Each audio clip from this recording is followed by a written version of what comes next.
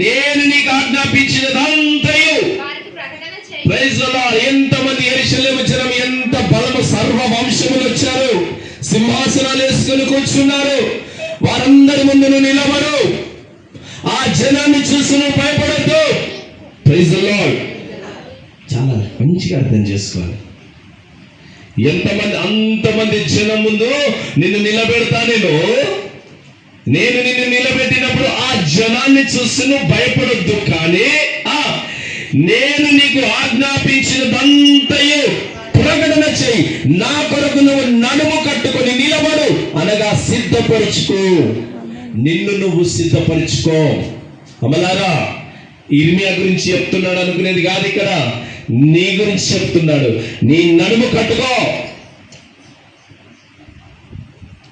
ఏదన్నా పనో ఏదైనా చేయాలన్నప్పుడు ఆడవాళ్ళు ఏం చేస్తారండి?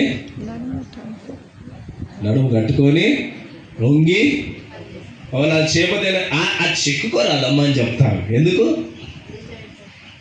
అటు ఇటది అటు పడిపోతుంది, ఇటు పడిపోతుంది, దానివల్ల ఆటంకాలు వస్తాయి. అంతేనమ్మా?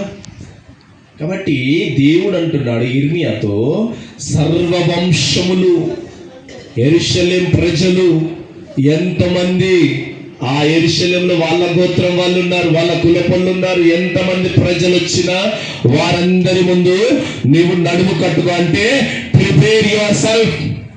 నిన్ను నువ్వు బలపరుచుకో. ఎందుకంటే ఇదిగో నా ద్వారా మాట్లాడాల్సింది దేవుడు మాట్లాడబోతున్నాడు. కేవలం నేను అక్కడ పోయి నిలబడడానికి నిన్ను నువ్వు సిద్ధపరచుకో. దేవుడు నీకు ఏది చెబుతున్నాడో అది వారికి చెప్పు. అక్కడ పోయినాక మీరేం చేయొద్దు, జనాన్ని చూసి భయపడద్దు. పక్కన చెప్పండి, భయపడద్దు. జనం కొరకు భయపడకు, ప్రజల కొరకు భయపడకు, వారి మాట కొరకు భయపడకు, ఎవరిని చూసి భయపడకు, ఏం చేస్తారో అని భయపడకు, కీడు తలపెడతారేమని భయపడకు, నష్టపరుస్తారేమని భయపడకు. నరుడు ఏ పాటి వాడు నాకు ఏం చేయడానికి? నా పక్షమున దేవుడు ఉండగా. నీ పక్షమున దేవుడు ఉంటే నరుడు ఏ పాటి వాడండి? నరుడు ఏ పాటి వాడు? నరుడే. గుర్తించుకో. నిన్ను భయపెట్టేటువంటి పరిస్థితి నరుడే. ఆ శక్తివంతుడైన దేవుని ముందు ఏ పాటి వాడు? ఆయన బలవంతుడు. ఆయన నిన్ను ఏది చేయమన్నాడో అది నువ్వు చెయ్యి. నువ్వు చేసుకుంటూ పో, నిన్ను దేవుడు ఉన్నతంగా నిలబెడతాడు. అందుకేమంటున్నాడు, నువ్వు భయపడద్దు.